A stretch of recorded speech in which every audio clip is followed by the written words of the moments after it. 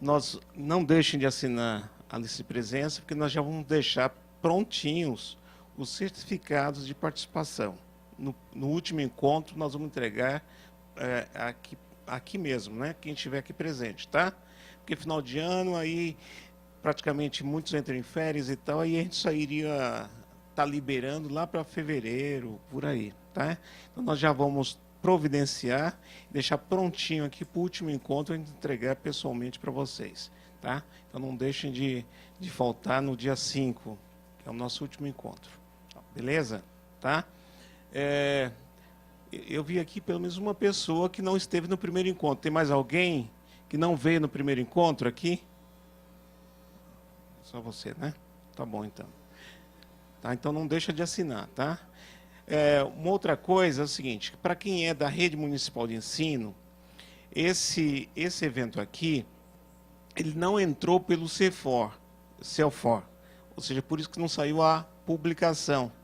Ele vai entrar no termo de convênio que nós temos firmado. Então, é um outro critério, né? É a parceria com a SME, mas ele entra em um outro critério, que é um termo de cooperação técnica entre a Escola do Parlamento e a Secretaria Municipal de Educação.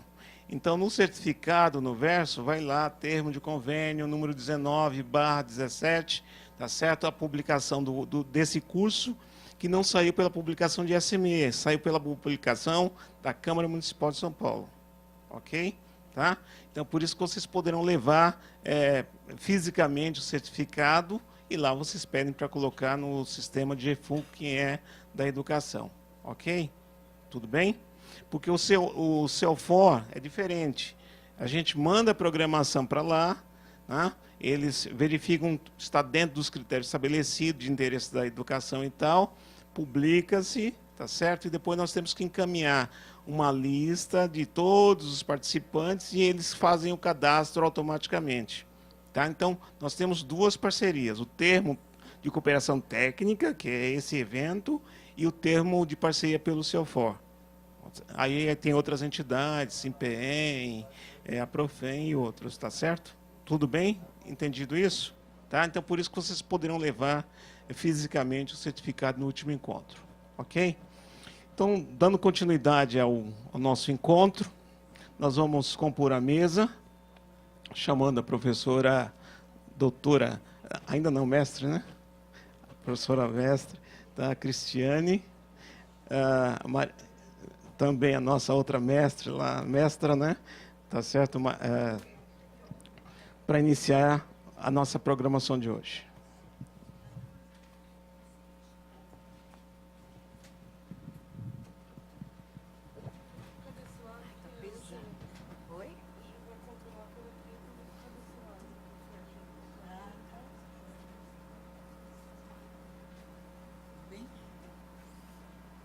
Tá pesado, isso aqui tem presentinho hoje.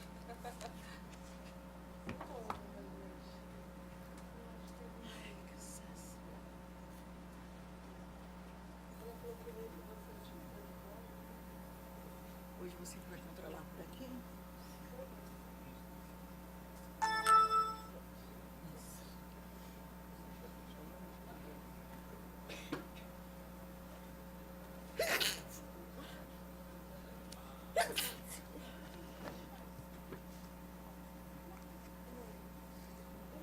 Hoje é gestão, né?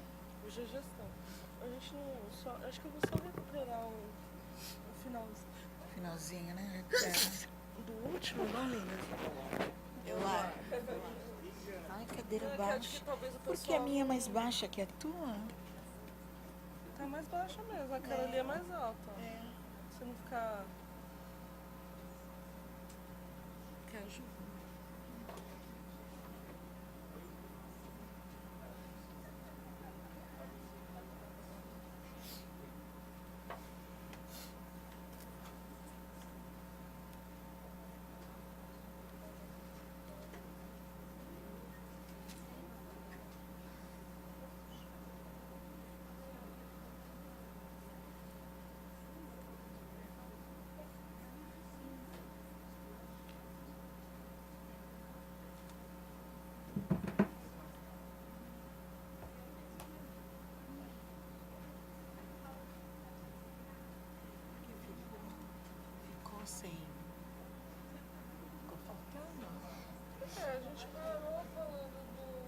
gente nem não deu tempo, né? Eu não concluí, mas enfim. Vamos acho que concluir, também eu então. não vou- lembra aquela parte do sistema? Isso. Eu vou falar rapidamente, porque a gente também não teve. Isso. Vamos lá. Daí a gente já entra Certo.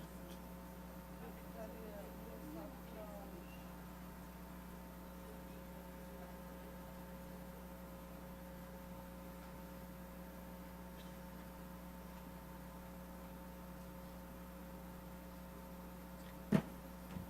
Era isso. Bom, eu começo, Começa. você começa. Então tá bom, gente. Bom. Vamos lá, pode ir. Boa noite a todas. E os homens que se sintam incluídos. Tudo bem? Estão aí quietinho, 2 lá no fundinho, mais um aqui, ali. Então, somos maioria mesmo, né, gente? Então, temos que assumir essa questão que a mulherada realmente está na pista. Bom, então vamos dar início, né? Eu sou Marilândia Frazão, né? Já conhecida, porque já estivemos no outro dia juntas. Faltou uma partezinha da aula passada que a Cris vai terminar, e hoje a nossa conversa, como eu falei no dia 28, né? Na terça-feira, que não é uma palestra, nós estamos dentro de uma jornada, a jornada dentro da Escola do Parlamento, só que a gente propôs dentro da jornada, dentro da Escola do Parlamento, que a gente ia fazer um afropapo, né, uma afroconversa, para a gente se sentir, porque nós estamos todos juntos, né? Então, não tem essa... quando eu dou aula numa universidade, e eu digo para os meus alunos, ao mesmo tempo que a gente tem um saber, todo mundo tem, né? Então, a gente faz uma troca. E a gente se sentir todo mundo participante, que, na realidade, as pessoas vêm aqui que é para participar, né? Uma coisa mais não tão hegemônica, né? Que senão a gente acaba perdendo essa coisa da humanidade, essa essência que é a questão da construção do saber, né? O saber, ele é sempre coletivo, né? A gente precisa ter essa pujança, né? Que os saberes, eles são sempre compartilhados e são sempre coletivos, né? Ninguém tem muito mais, ninguém tem muito menos. A gente sempre tem um caminho que a gente se encontra e se divide. E é muito lindo ver essa plateia aqui, porque realmente tem muitos jovens. Eu adoro jovens. Minha sala na universidade que eu dou aula são só jovens. Eu sou a única que sou mais jovem há mais tempo. Então, Cris, pode iniciar e terminar essa parte, para a gente entrar hoje numa parte que é bem interessante, que é gestão, que é uma coisa difícil de fazer, mas que a gente tem que aprender a fazer, porque é como as coisas evoluem, como a gente consegue conquistar os nossos direitos, nossos valores e as nossas cultura e os nossos saberes, tá bom? Vamos lá, então, Mari. Bom, boa noite a todas. Vou seguir aqui, né, a dinâmica da Marilândia. Bom, só para quem não estava no primeiro encontro, eu sou Cristiane Santana, né? Estou aqui junto com a Marilândia compartilhando o que a gente denominou aqui. Eu não me dou muito bem com esse microfone, acho que por isso que eu vou colocar mais para frente aqui. Não, acho que eu vou conseguir. Vamos lá. Se vocês acharem que está ruim, porque tem a questão da gravação, né? E me avisa, a gente troca.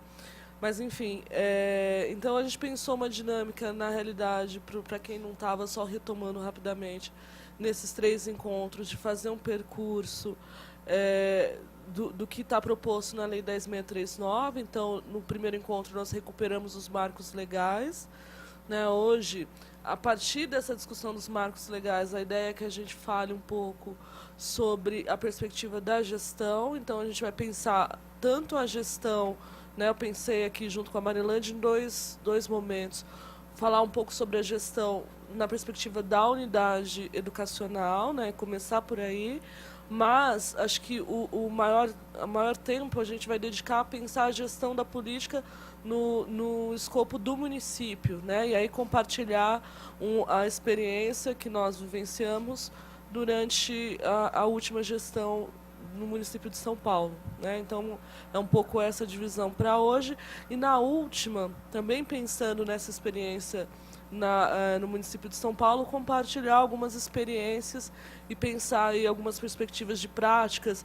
Eu não gosto da expressão boas práticas, né? Às vezes se utiliza essa expressão. Acho que todas as práticas, em alguma medida, são boas, né? O que a gente vai observar são práticas que tiveram um percurso interessante, que vale a pena ser compartilhado e que possa inspirar, né, outras práticas, enfim, ou dialogar com práticas que vocês já venham desempenhando, enfim, seja no espaço da educação formal ou em outros espaços educativos também, né? Na realidade, o da semana passada, eu não vou adentrar semana, né, da aula passada, desculpa. Na realidade, a gente não tinha concluído, mas acho que também não vai ter uma grande necessidade de se debruçar. Eu só vou falar rapidamente, porque como eu me comprometi a compartilhar o material com vocês, né, só para apresentar qual que tinha sido a ideia inicial. Mas por que eu acho que a gente não precisa adentrar tanto nisso? Porque eu senti que aqui a gente tem um público que já tem um repertório mais amplo, né? Então a maioria de vocês são pessoas que em alguma medida já vêm se debruçando sobre essas questões, e o conteúdo final do material da aula passada era para a gente pensar alguns conceitos, né? Na realidade, quando a gente olha para o documento, para as diretrizes, ela vai apontar que a educação para as relações étnico-raciais, né? Pensar esse universo dentro da escola pressupõe o aprofundamento de alguns conceitos, né? Então vai colocar o conceito de raça, etnia, racismo, preconceito, discriminação e uma série deles, e vai colocar o conceito de estereótipo.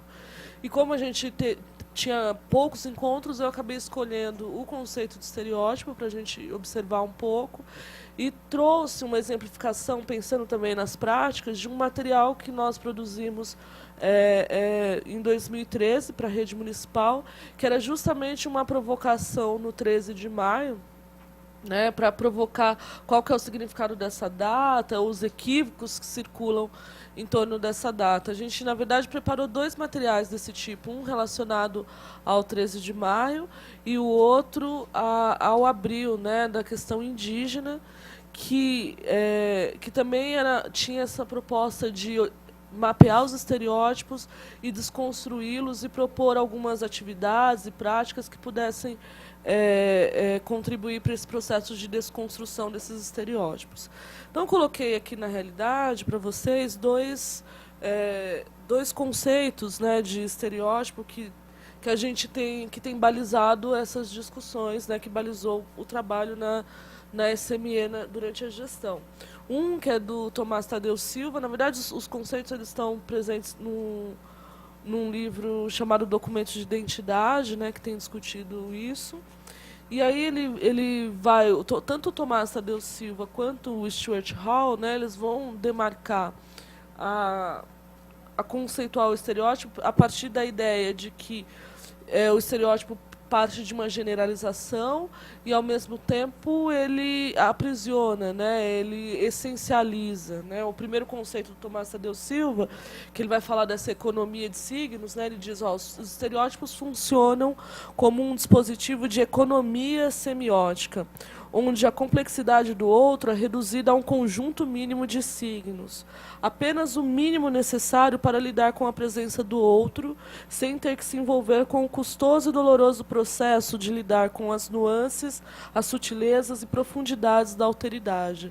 Né? Então, o que o Tomás Tadeu Silva que ele coloca aqui, né, como uma reflexão sobre o estereótipo, tem sido também o que a gente tem pautado nessa necessidade de ressituar a história do povo negro no espaço da educação, ou seja, a gente escapar dessa visão bastante redutora, que associa a população negra somente ao período da escravidão e, decorrente desse período, alguns estereótipos, e pensar isso de uma forma mais ampla. Então, ele diz que quando a gente para no estereótipo, que nem sempre corresponde a uma realidade, né? Mas quando a gente para nesse estereótipo, a gente não consegue avançar para essa dinâmica que contemplaria uma perspectiva da alteridade. E o conceito do Stuart Hall, na verdade, eu recortei bastante, né, mas ele coloca em um determinado momento do texto, vai dizer que o estereótipo reduz, essencializa, naturaliza e estabelece a diferença, né, e acho que para nós interessa sobretudo essa dimensão do estereótipo naturalizando, né, a diferença, como se o que a gente denomina como racismo e os processos de opressão fossem na realidade relações naturalizadas, ou seja, porque é assim mesmo, né? Então, todo o trabalho ele vem, né, não só em torno do conceito de estereótipo, mas ele é um dos conceitos centrais para pensar esse processo de desconstrução, de um outro tipo de representação que vai caminhar, né, na busca de identidade, como nós colocamos no último encontro, esse fortalecimento dessa identidade. E, bom, aí eu tinha trazido esse vídeo, acredito que muitos de vocês já tenham assistido, né? Mas ele é bem curtinho, acho que vale a pena a gente olhar para ele de forma rápida. Deixa eu ver se ele vai abrir aqui, senão eu salvei na área de trabalho. Acho que ele não abriu aqui, está meio lento.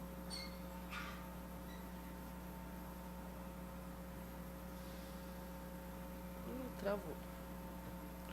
Eu vou abrir ele por aqui.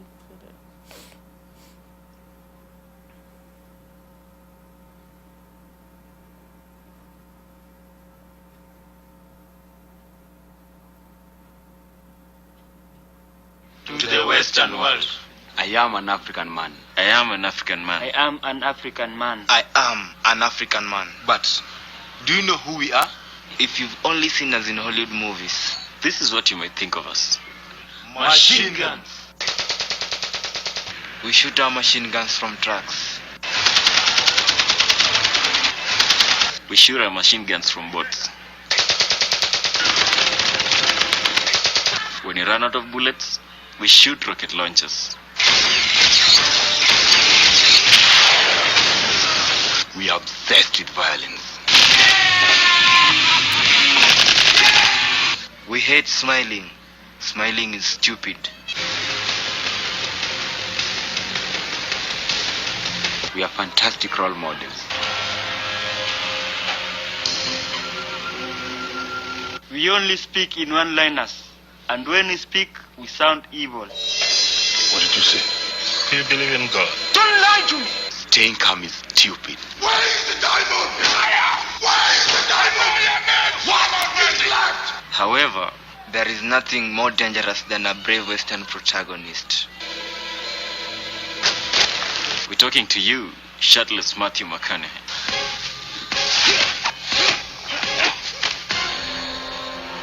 Are you okay? And one thing for sure, a day without war is a day not worth living.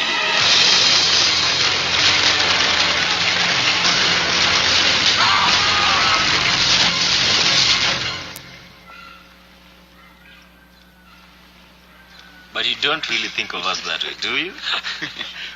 We are likable and friendly guys. And we are even on Facebook. We are more than a stereotype. Let's change the perception.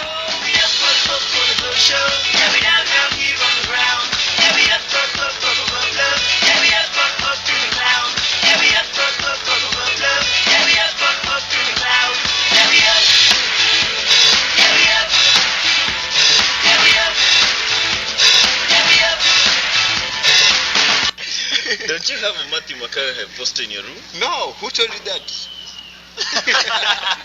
Nonsense.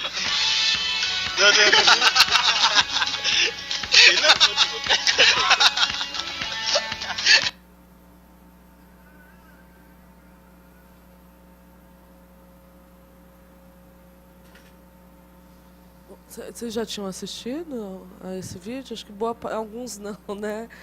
Bom, enfim, eu não sei, vocês podem intervir se alguém quiser fazer algum comentário, né? Mas em linhas gerais eles vão coadunar com essa visão que a gente está tentando colocar aqui, né? Educação como espaço de desconstrução dessa visão redutora ou de uma visão única, né? Eles trabalham com os estereótipos que são produzidos pelo cinema, né? Por Hollywood, e se a gente pensar no momento mais contemporâneo, esses estereótipos sobre os africanos no cinema estão sempre ligados ao que eles colocam ali, essa dimensão da guerra, né? Então, a maioria dos filmes, quando vai retratar o continente africano, os mais contemporâneos, vai nessa perspectiva. É um pouco o que tem um texto que eu gosto bastante também, acho que seria interessante, no momento que vocês tiverem uma oportunidade de dar uma olhada, que é do Chinua Achebe, né, que é um escritor nigeriano, e ele tem um texto chamado Nome Difamado da África, né, em que ele vai analisar essa representação de africanos num romance, o romance O Coração das Trevas, do Joseph Conrad, né? Então ele faz nesse texto um pouco o que está colocado nesse vídeo, né? Mas de forma mais conceitual, que é discutir como foi se construindo, numa tradição do romance europeu, uma visão sobre o africano. No caso, ele está analisando um outro período que vai falar do período da colonização, né? De como se construiu a imagem do colonizador como o aventureiro, o desbravador, né? E o africano como o selvagem, como alguém que não tinha nada a oferecer, né? Então ele faz isso no texto, um pouco que esses rapazes fazem nesse vídeo também, né? Quer dizer, quando você cristaliza um tipo de representação, eles não podem ser outra coisa. E acho que a educação ela vai justamente nesse caminho, né, da desconstrução do estereótipo e permitir que a gente amplie a visão. Aí onde o microfone está aqui na frente, acho que está ali, ó. Você vai. Ah, que eu falei, Chinua, não tem lousa, né? Chinua Achebe. CHINUA, Achebe também com CH. O artigo é O Nome Difamado da África. Está num livro que chama A Educação de uma Criança sobre o Protetorado Britânico. Mas o artigo acho que encontra digitalizado na rede também. Mas o livro acho que ainda é uma edição recente da Companhia das Letras, dá para encontrar com facilidade também. Da Chimamanda, isso, que é um vídeo interessante. Esse eu nem trouxe, porque esse acho que é mais conhecido ainda do que esse daqui, né? É um vídeo.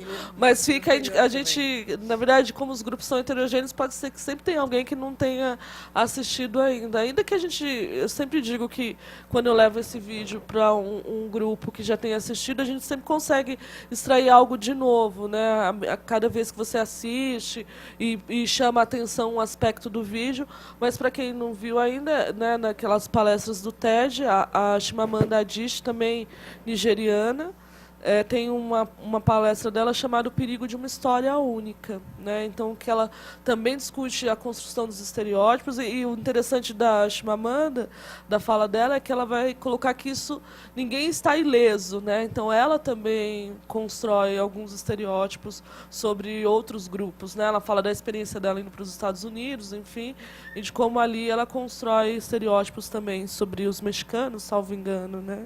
Mas, enfim.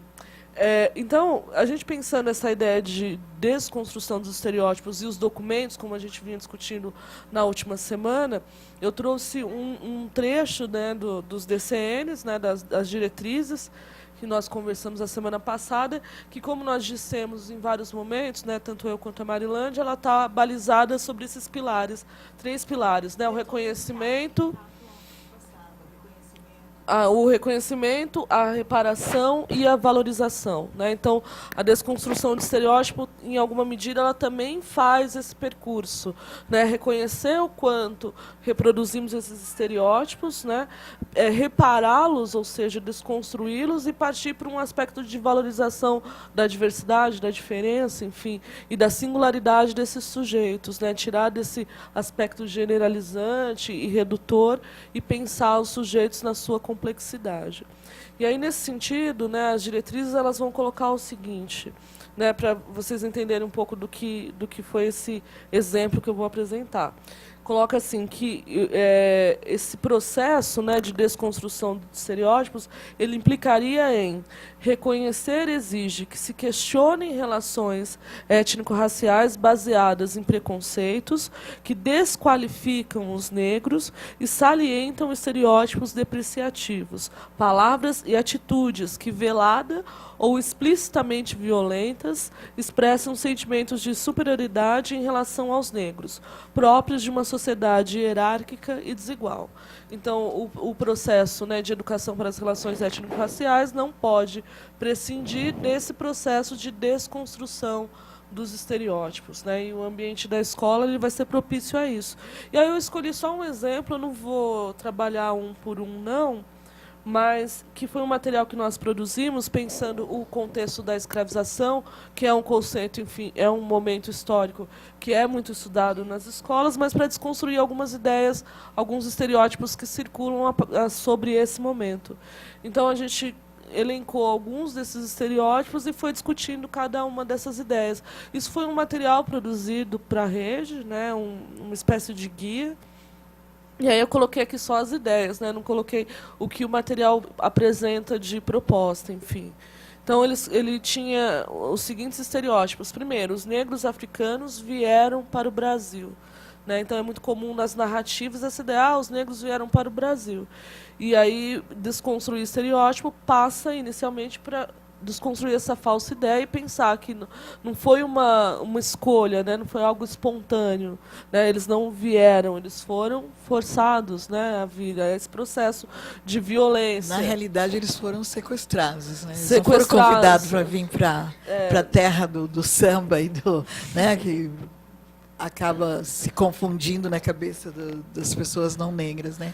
A terra da boa cachaça, então os negros, bababá. Não, então acho que isso é aquilo que a gente fala, é o reconhecimento. Você não consegue entrar numa política ou numa organização contextual dos estereótipos se você não tem o reconhecimento do outro. É por isso que as políticas você tem que primeiro reconhecer, senão você vai... É como se fosse uma bola de neve, né? Eu vou escutando o que a televisão vai dizendo, que a professora lá, que não tem grandes informações e também pouca formação com relação a isso, porque também as escolas, que na realidade a gente parte do nosso conhecimento a partir de nós mesmos. Isso é muito importante a gente pautar, que a gente começa a estudar a questão do negro, a questão da história, bababá, a partir de nós mesmos. Todo mundo aqui esteve num banco de escola, e qual o momento que a gente entra no continente africano, como um continente, não como um país, e quando é que a gente entra na cultura do negro no Brasil, para a gente poder fazer um paralelo, ou uma semelhança, uma dessemelhança com a África. A gente não tem isso. Então, a partir de estudiosos como a Cris, como eu, como a Petronília, como a Patrícia, como o Walter Silvério, enfim, e outras pessoas que estão aqui, que vão lá e buscam, os jovens hoje estão com essa preocupação e buscando muito isso, até nos seus conteúdos musicais, estou vendo aí que estão avançando bastante, né, nos seus tipos, nos fenotipos e etc. Então, é uma coisa que a gente precisa saber, porque senão sempre vai ser a partir, por exemplo, quando eu entrei na academia, eu tive muito problema, e tem até hoje problema com a academia, porque na realidade o conceito que ela dá muitas vezes não é o conceito real do que a população negra construiu. Então, ela tem que chegar um momento que essa população ela precisa ser ouvida. Por isso que quando a gente fez esse plano nacional da questão da história étnico-raciais e etc., eu falei ontem que nós fomos em 6 estados, nós dividimos o Brasil para poder ouvir os nossos estudiosos, as pessoas que não são reconhecidas, mas que têm o potencial para dar um parecer no que é real. Entendeu? Então, por isso que eu digo, as questões não são tão heterogêneas, né? Elas têm uma questão que a gente pode desmembrar quando ela fala do Stuart. Quando ele esteve no Brasil, eu fui na fala dele, ele foi na Folha de São Paulo, E ele falou uma coisa: o Brasil é rico, mas pelo que a gente sabe da cultura brasileira e dos negros fora, né, que ele é considerado um dos maiores estudiosos da cultura negra, etc., é através de outro pensamento, não no pensamento a partir do próprio autor, né, que seríamos nós que temos a nossa história. Então, eu acho que esse momento que nós estamos vivendo, eu acho que é um momento da gente revisitar. Nós precisamos revisitar algumas coisas. Porque, na realidade, a gente caminhamos sim, mas a gente esqueceu muitas coisas. Muitas coisas. Então, a gente, tal momento, por exemplo, quando se fala de estereótipo, a gente revisitar algumas coisas, por que o professor, ou o não negro, quando ele vê alguém, ele já tem um conceito sem nem conhecer este alguém. Isso é importante a gente também saber. Porque senão a gente acaba esquecendo que eu sou um cidadão negro antes de qualquer outra coisa, né? Pode continuar, que eu interrompi. Não, Marlândia, Oi, você não eu interrompeu. precisava Não, dizer você não isso. interrompeu, a gente continua Porque na mesma dinâmica, né? Porque o revisitar, ele é fundamental, gente.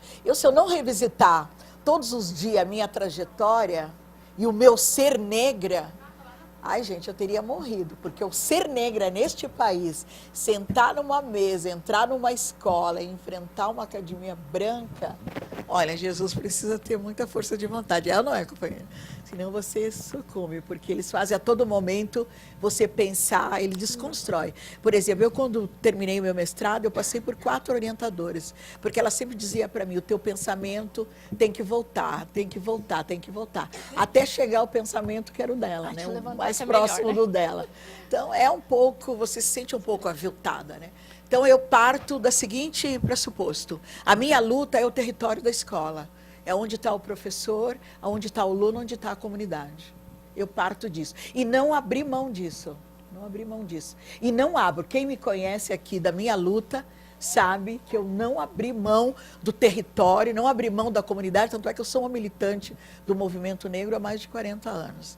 Então, eu acho que isso é que a gente percebe o quanto a gente perdeu, o quanto eles nos obstruíram a nossa cultura e o nosso conhecimento para chegar num conhecimento que fosse mais parecido com o deles, né? Isso é muito cruel. E é cruel a gente estar hoje passando pela questão do racismo religioso. Eu sou uma pessoa que, além de ser uma militante do movimento negro, eu sou religiosa, sou de matriz africana. Então, o que nós estamos sofrendo é um racismo religioso.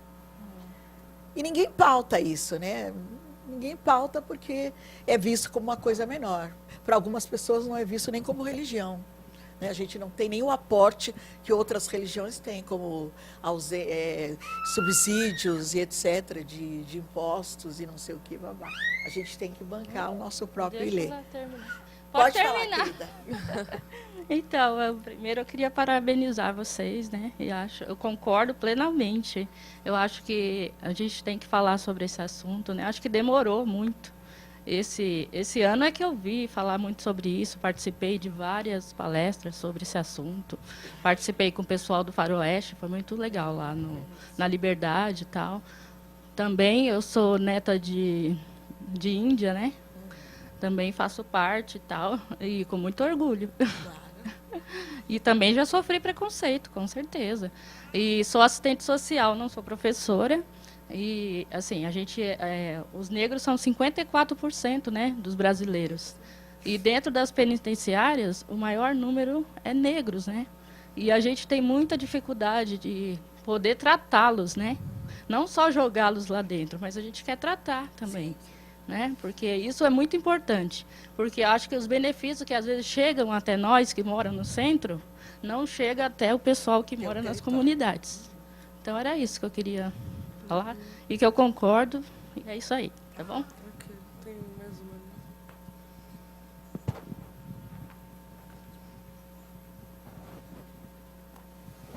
uma. Boa noite. Eu queria só comentar, aproveitar que segunda-feira eu fui lá na USP, lá na faculdade, na FEFELESH, e por coincidência eu fui lá e comprei esse livrinho da Djamila Ribeiro, e ela estava falando justamente sobre lugar de fala, né?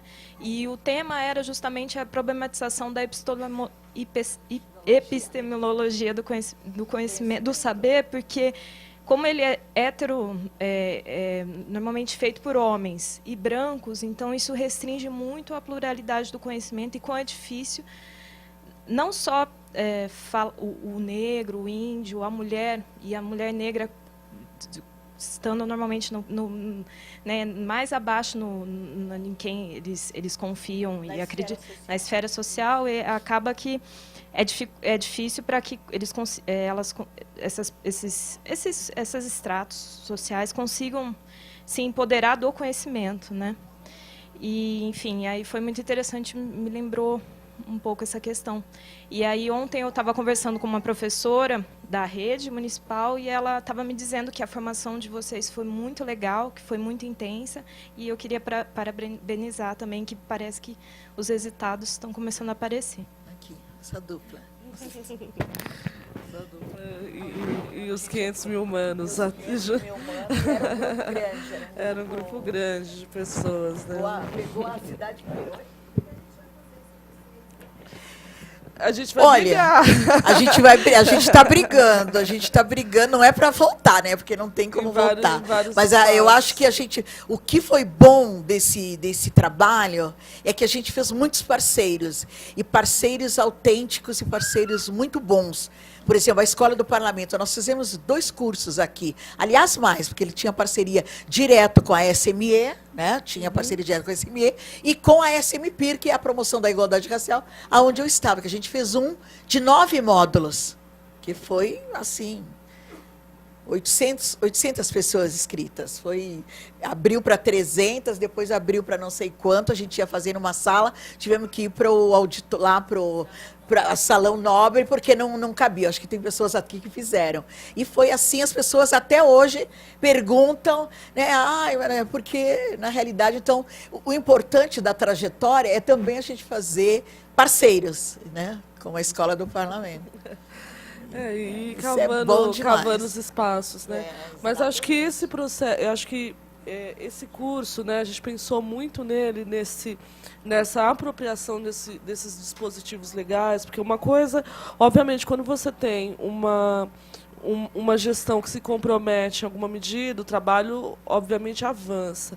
Mas, quando não há esse comprometimento, a gente tem os dispositivos legais que precisam ser acionados. Né? Então, independente da orientação política, enfim, algumas coisas não podem voltar atrás, não podem deixar de ser feitas. Então, acho que essa apropriação, esse empoderamento a partir do conhecimento do que são esses dispositivos, de como eles estão organizados, acho que eles nos alimentam para fazer essa cobrança, para demandar isso, né? Que é um pouco o que a gente vai pensar hoje do ponto de vista da gestão. Então, em relação a esse ponto da semana passada, eu acho que só esse primeiro ele já dá uma ideia do que a gente estava pensando. Tem mais 4 ou 5 estereótipos aqui, eu não vou falar de um por um, né, só passar aqui para vocês verem quais foram, como que era a estrutura do material. Então, essa ideia de que os negros são descendentes de escravos, né, como a gente estava falando de uma naturalização, como se negro e escravo fossem sinônimos. Então, esses seriam os estereótipos a serem desconstruídos, sempre observando, em relação a isso, que o trabalho precisa ser feito não na chave da vitimização, mas tentando observar o outro lado, que é o lado da afronta, né, como a gente falou na terça-feira.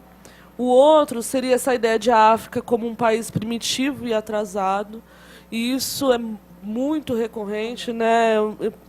Por exemplo, acho que o mês passado foi isso. Eu passei por uma situação na instituição que eu trabalho, eu fui para um seminário, enfim, com vários educadores lá do Instituto Federal.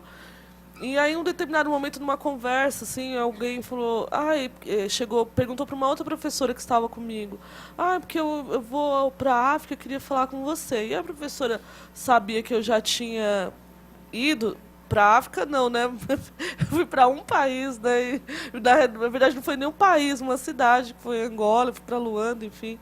E aí, fala com a Cristiane, né? Aquela coisa que eu falei do tudo no meu nome, né? Na terça.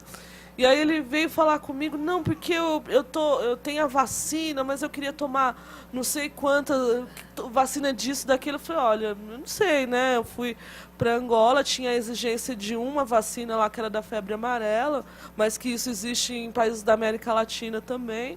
E eu falei, eu não sei, eu não posso te ajudar, porque eu fui para um contexto urbano, né? Eu fui para uma cidade que não difere muito da realidade que nós temos aqui. Não sei para onde você vai, mas não vai. Então, era isso, né? Ele estava indo para o continente. Eu não me lembro agora o país que ele ia. Eu acho que ele nem chegou a falar, ele falou que ia para a África mesmo. Mas com uma expectativa de que encontrar só um tipo de representação, que é a selva, né? Enfim. E dependendo do lugar que ele fosse, ele nem ia se deparar com essa realidade, né? Então, é um pouco o que está nesse estereótipo. Primeiro, a África como um país, né? Não como um continente, com uma diversidade humana, geográfica, de paisagens, de contextos, enfim, gigantesca. E, por outro lado, essa ideia de um primitivismo ou de uma visão única do continente como a selva, que pode ser, em determinados contextos, corresponder a uma realidade, mas não a realidade do continente, né? E o último desses estereótipos era a ideia de uma passividade no processo de abolição. Né, como então a assinatura da Lei Áurea foi um ato de bondade da Princesa Isabel, ou ainda não teve até uma polêmica com um músico recente, né? Foi o Carlinhos Brown, que fez uma fala um pouco equivocada, mas nessa ideia de fulana era a nossa Princesa Isabel, né? Enfim. Nossa Redentora. Então, desconstruir isso também, perceber o protagonismo da população negra, né? Então, esses estereótipos, na verdade, o que eles seriam? Eles seriam disparadores para pensar outros conteúdos para se trabalhar. Então, se esse é um estereótipo, o que a gente pode pensar a partir daqui? Pensar o protagonismo da população negra no processo de abolição, pensar, por exemplo, a organização dos quilombos, né? Enfim, como essa população negra entra nos processos de revoltas, enfim. Então, deslocar essa perspectiva.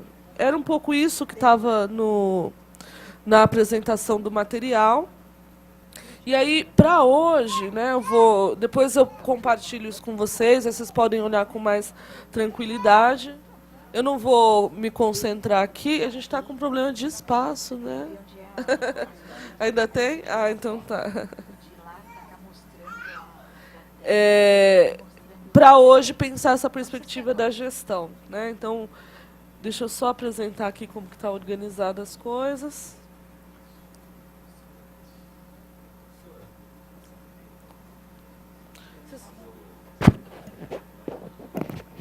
Não, acho que dá para chegar aí o microfone.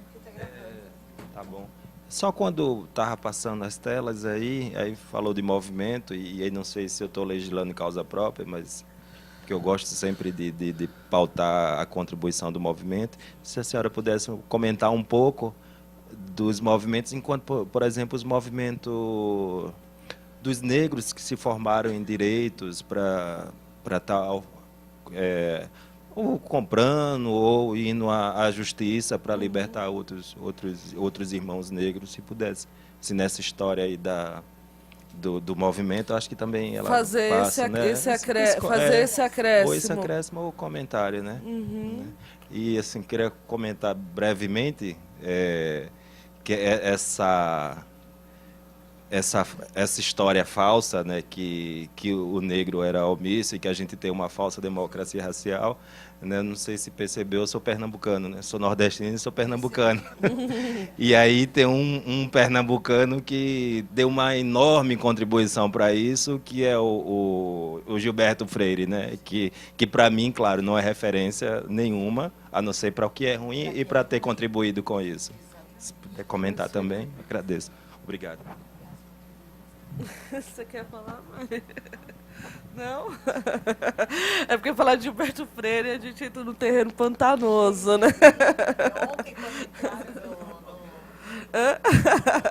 Acho que eu vou deixar para mais adiante, né, para retomar essa questão.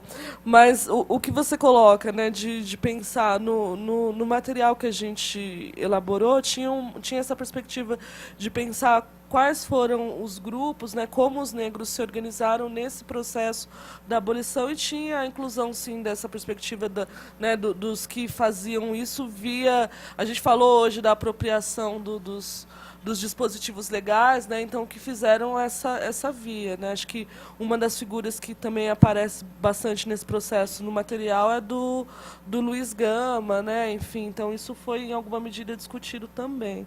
Né? Inclusive, acho que o seminário que teve esse... de Benguele, por ser mulher, a história nem a reconhece como uma militante, uma ativista da causa, e uma mulher que contribuiu também, porque ela também ajudava e ela lutava. Então, acabou também na história desaparecendo essa figura dessa mulher tão importante quanto todos os outros, mas ficou diluída até pelo fato de ser uma mulher, mas que fazia a luta, fez a luta até armada, junto com os companheiros. E a gente fala nos homens e a gente acaba esquecendo Teresa de Benguele. Eu tenho muita vontade de pegar um estudo sobre ela, é que eu tenho pouco tempo, mas eu tenho muita vontade, porque é uma mulher que vai servir de muita referência, porque temos hoje outras mulheres em outros tempos, mas que também fazem essa luta de outra forma, mas que é uma luta, né? Se você pegar... eu, por exemplo, sou uma mulher periférica, né? Eu moro na periferia, ando na periferia e observo a minha periferia, os meus jovens da periferia, o que está acontecendo no lugar que eu estou, porque eu falo desse lugar. E aí eu vejo quanto que essas mulheres são Teresas de Benguele. Porque elas lá que estão ali com os filhos, né, lutando para que não se desmembre a família, em busca de um melhor resultado para a sua família. Então, eu acho que realmente a questão de gênero, a gente está bem aquém do que merecíamos, principalmente nós mulheres. Quando você fala lá o que a Djamila falou, é verdade, né? Sendo que no ponto de vista social, porque ela fala no ponto de vista mais filosófico, né? Porque ela é filósofa, né? Então, no ponto de vista mais social, eu concordo que se a gente não adentrar para os territórios, para dialogar com essa nossa população, a gente vai ficar sempre fazendo, né, essa coisa que acaba não chegando nos territórios. Porque a ausência, eu, por exemplo, que sou uma gestora pública, a gente percebe que a ausência de políticas nos territórios é algo constrangedor. Né? E aí a gente depois acha que vai fazer uma escola de melhor qualidade. Por que vai fazer? Mas por que a escola lá não pode ter a mesma qualidade que uma escola da Vila Mariana? Eu lembro que na época que construíram os céus, eu estava nesse governo, que foi o governo da Marta, e a gente era bombardeado porque se tinha que construir céus em periferia.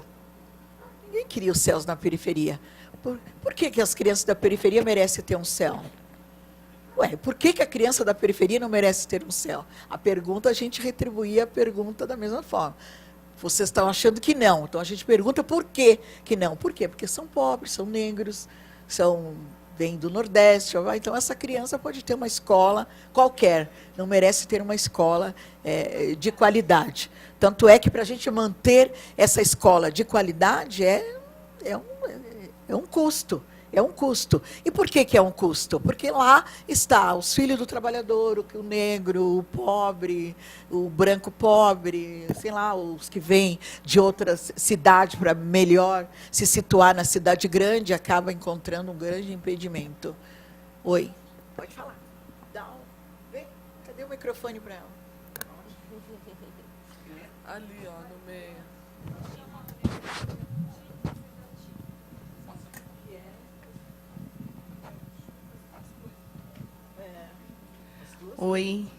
Oi, boa noite, meu nome é Flávia. Você acabou citando de CEL, né? Eu trabalho com a parte de inclusão na EMEI do CEL Formosa. Então, assim, eu nunca havia trabalhado em CEL e realmente, assim, é uma oportunidade maravilhosa o certo ali, né? Pelo menos o que eu trabalho, tem a SEI, tem a EMEI, tem o Fundamental, tem a ETEC ao lado, e agora o Unicel, que acho que poucas pessoas têm a informação, né? Que é uma faculdade gratuita. Aí eu até trouxe alguns exemplares, que inclusive que também é uma outra questão que é muito bacana no CEL, assim, nós temos acessos a muita diversidade de leitura e tudo mais, somos bem acolhidos aí. Aí eu trouxe alguns exemplares que vocês comentaram no encontro passado e achei esse bem legal, que ele é uma adaptação do João e Maria para 2 crianças negras.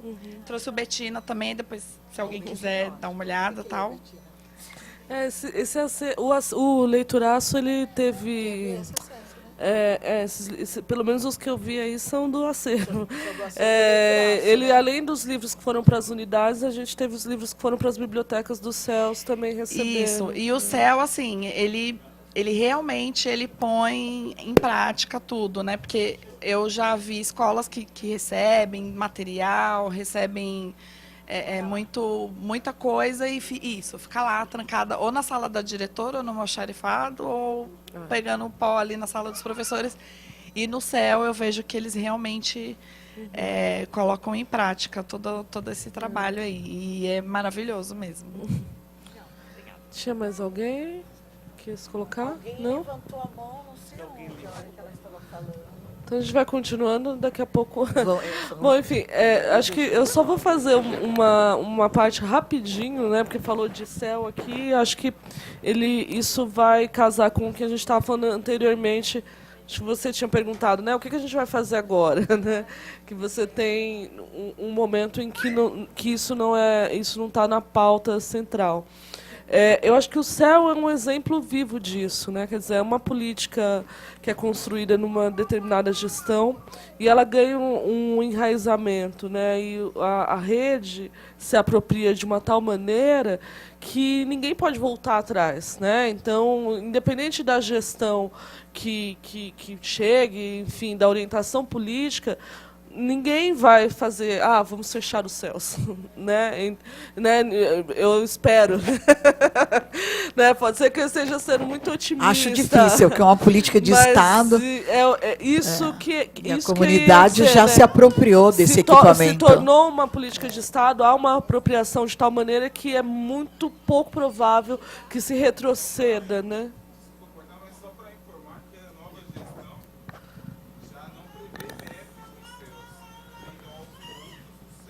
Pode ter outra...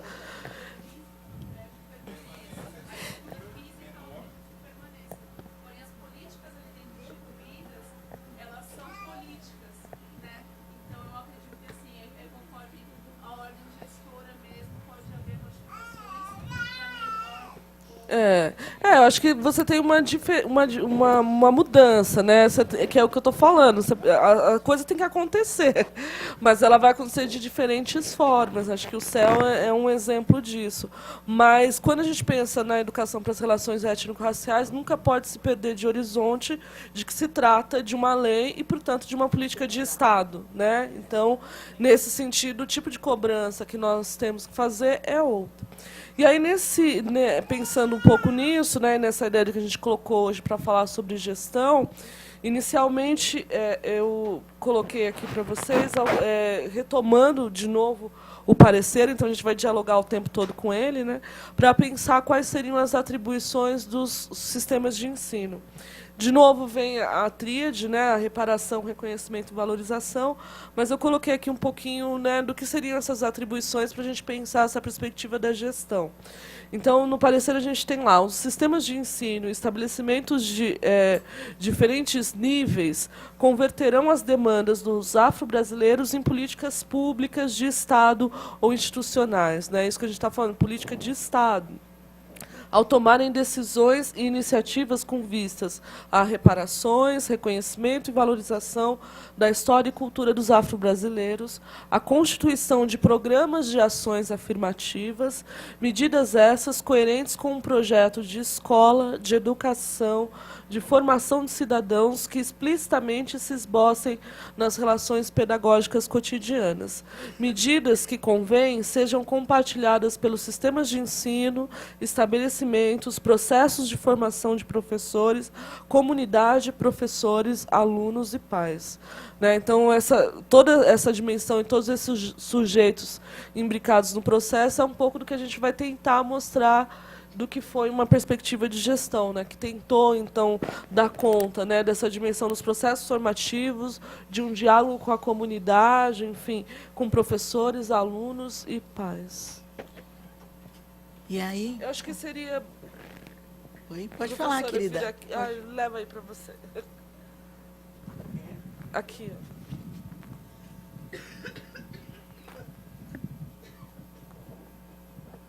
Boa noite a todos e a todas. Boa noite. Então, se fala muito em política, né?